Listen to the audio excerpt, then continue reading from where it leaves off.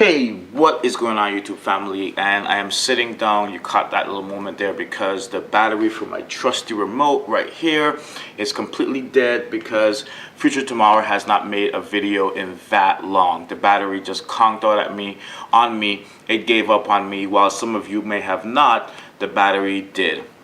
Guys, on deck today, we're going to be taking a look at the Undefeated times Nike. Some are calling LA Huaraches, some are calling Lowriders. I don't think either or is wrong or right, just because the shoe is basically, or the theme of the shoe is basically derived from lowrider culture, which some of you may or may not know actually started as far back as the 1940s. And it can be attributed to different cultures within the US. I would say more particularly within the west of the US and within Texas. But again, you can Wikipedia that at your own leisure. I won't bore you with all of the details about lowrider culture. But that is where the theme came from.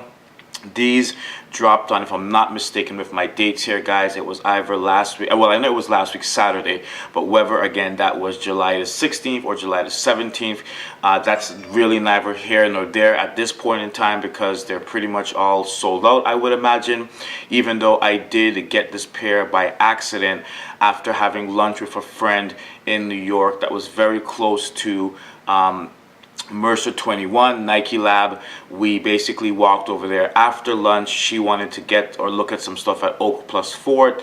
I, being so close to a sneaker shop, Nike store, I obviously had to go in. What else would I have done being so close to a Nike Lab? And lo and behold, all the way in the back were these, and also the white pair that dropped the weekend previous, which is a collaboration between Nike and Nice Kicks. Now guys, when I saw both of these personally and I was able to hold both in hand, though I am actually pretty glad I didn't pick up the white pair as I had intended to that previous weekend, because in my personal opinion, looking at both of the shoes in hand, again being able to compare both, the white pair does not even begin to hold a candle to this blue pair. But again, as I've mentioned and suggested in almost all of my videos, guys, buy what you like. Forget what I say, what I like, another reviewer likes, what's hyped, what people. There's just too much, especially more so now than when I've was making videos in the past. There is more hype right now driving purchasing decisions, and that's really sad because a lot of people end up with shoes in their possession that they don't really like. They end up with the shoes because community heads that really don't have to live their life are driving their purchasing decisions, and really it should be based on your love and your likes for the materials, the colorway, some type of nostalgia that the shoe or re-release or restock may mean to you. It should really be about your decision and your feeling towards the shoe, not because I say it's cool. I'm just explaining that for myself, looking at both shoes in Nike Lab, I don't believe the white even holds a candle to these, but again, just my opinion. Now, as mentioned before, guys, the shoe is themed off of lowrider culture. In LA, there is a high school and there's a boulevard called Crenshaw Boulevard. The colors of Crenshaw High School are blue and gold. So I think we're kind of already getting the feeling of where this hyper cobalt color is actually coming from on the shoe.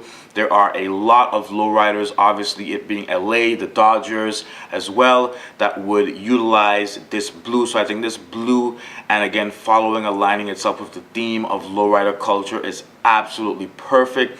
Again, guys, I think Undefeated in all sense of the terms and word as I go through the shoe has absolutely killed it as far as the references and nods to lowrider culture, taking the theme. Sometimes themes and collaborations, I think they really kind of go overboard in trying to describe where they get their inspiration from. Undefeated doesn't have to really try too hard here. If you've done your lowrider culture research, you are already familiar with lowrider culture, you are familiar with LA, you live in LA, you know the Dodgers, their different teams, so on and so forth, you already get it. So Crenshaw Boulevard, very popular boulevard where they generally have a lot of lowrider shows on the weekends. People go there with their lowriders. Again, one of the biggest high schools, or most well-known, high schools out there. Again, has blue and gold as their colors. So the blue, everything LA you think about, it nails it. Now, this type of what is like a multicolor chrome finish on the actual tongue seal right there, which the seal is very different than traditional Nike Air Huarache seals. Again, killed it, did something really nice there to make the collaboration stand out, make it very different than your typical or average or GR Nike Air Huarache. Very well done. But if we take a look at that finish there, we take a look at the finish on the back of the shoe, and then also on the lace tips of the shoe right there. I mean, they absolutely, guys, killed it with this multicolor, some would say reflective rainbow chrome type of finish. Now, in lowrider culture, you would have some of the chrome parts of the car treated like this. Then it got even crazier with people starting to treat their entire car like this with this type of finish. And this is actually, this type of paint job or reflective multicolor chrome finish has actually been extended to other cars outside of lowrider culture as well. But this is something that you would see quite a bit of in the 90s and I was gonna say 80s, but the 90s, and 2000s, and even again currently within a lot of the chrome areas of a lowrider. And again, some people took it as far as to the entire lowrider itself. Guys, the toe box on this shoe and the side flaps on this Huarache, the suede on this is just insane bananas. I mean, I know I generally point that out a lot whenever I'm reviewing a shoe that has just insane premium quality suede, but this, guys, again, is like just some next level. I mean, again, as I tend to do my little finger pass, type of test, you guys can see the material changing there. Just super smooth, really nice. Again, guys, this hyper cobalt is it's such a nice blue in my personal opinion. Again, and they absolutely nailed it with the suede. The entire shoe, guys, is monochromatic, as we can see, meaning that the upper of the entire shoe, the laces, the insole, the midsole, it's all, guys, just one theme of blue, one color blue, hence monochromatic.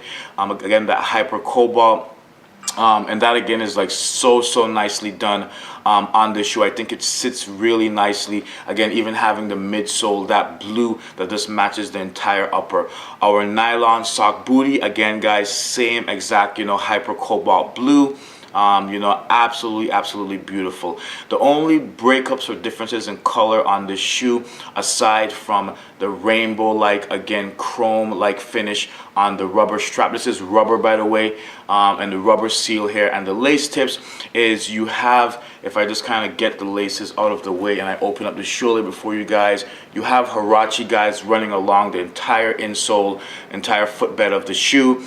Really large lettering. That's a really nice touch. I mean, obviously you don't see that from obviously wearing the shoe, and no one else will see that, but I think it's a nice detail with the shoe in hand, a nice detail that Nike and Undefeated added nonetheless.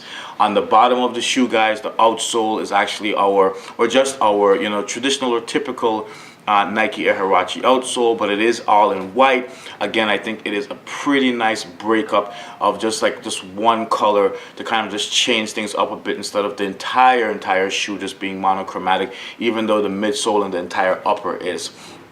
Overall, guys, if I had to do this again, I would in a heartbeat.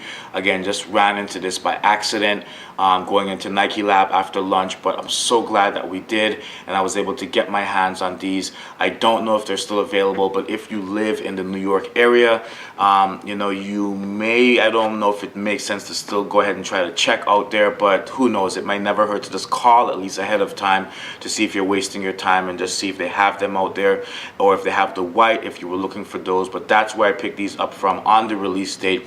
They were supposed to be exclusive just to the La Brea Undefeated store and online.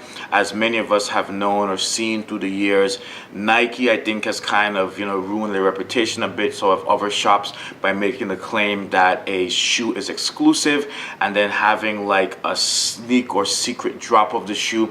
I don't know if people actually like that, running into the shoe just randomly. I can see where it could be a cool thing. Like, I was excited when I ran into these.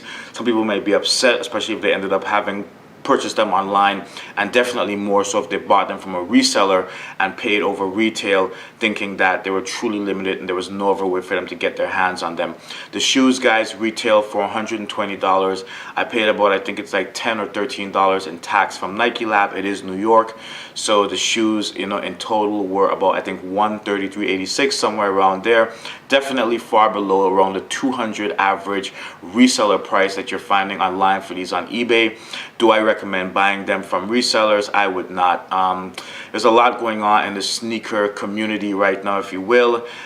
Just wait, guys. I think resellers are going to have to drop the prices if they're not getting moved out as quickly, because of how quickly other releases are coming up and catching up. They don't have a lot of space. They got to move things out. So my recommendation would be to hold or to wait, unless you must absolutely have these. It's obviously your money, your decision. You do what you like. If you decide to buy these, that's your call. It's up to you. Again, it's a beautiful, beautiful shoe. I would easily, again, do it again in a heartbeat. Guys, thanks so much for watching this video. I will leave a link to my Instagram down below in the description. You guys can go ahead and check me out on IG and see what I got popping over there. As always, thank you guys so much for your time. Thanks for watching this vid. If you have any comments, drop it down below. Even though if it's something that you don't like about the video, let me know. If it's actually a valid point, I will consider it. If you got love for Steve-O and Future Tomorrow, drop it down below as well. Always love to hear from you guys. Don't forget to hit that like button. If you're casually passing through, consider subscribing, but only please after you've looked at some of my other videos and you're like, yeah, I want to ride with this guy in the future and see what he reviews. I like the way he goes through his stuff. That's kind of awesome. But again, only if you like it, guys. My content, no pressure, no love lost. This is your boy Future Tomorrow, and guys, I'm out. Peace.